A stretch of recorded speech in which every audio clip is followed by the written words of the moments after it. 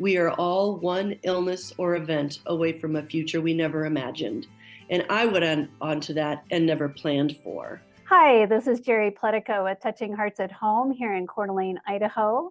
Today I have Beth Gwinn with me, who is the amazing leader for Oasis Senior Advisors here in the Inland Northwest.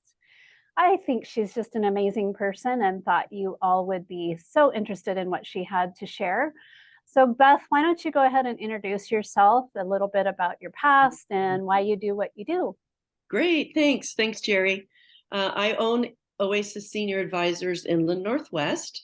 So I provide services free to families in the North Idaho area, as well as the greater Spokane area. What is a call to action for families and folks maybe considering either working with you or, someone like you?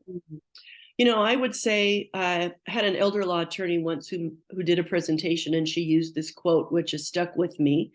We are all one illness or event away from a future we never imagined. And I would add on to that, and never planned for. I like to get in touch with the adult children because they are the ones who see changes in their parents. They are the ones who notice that bills are unpaid or medications are being not taken or overtaken sometimes if the loved one doesn't remember whether or not they've taken something. It's never too early to start that process and say, I'm going to educate myself. And I liken what I do to being a realtor for retirement communities. If I'm looking for a home and I tell my realtor I want to buy a 4-bedroom home in Coeur d'Alene within this price range, I'm not going to want to go look at 30 acres in Harrison or Bonner's Ferry. I'm going to want what we see to be specific to what my desires are. And the way that the Oasis software works is I get that information from a client. What are your loved one's care needs? What's your budget? What level of care do you think they are needing? Do you have a geographic preference? Do you need a place that takes dogs or that allows smoking outside? And because I have profiles built within our software of all of the communities that I serve, our software works like the multiple listing service, where it's only going to bring up those communities that are a match based on what the client's preferences and care needs are. And then ours is a very personalized approach.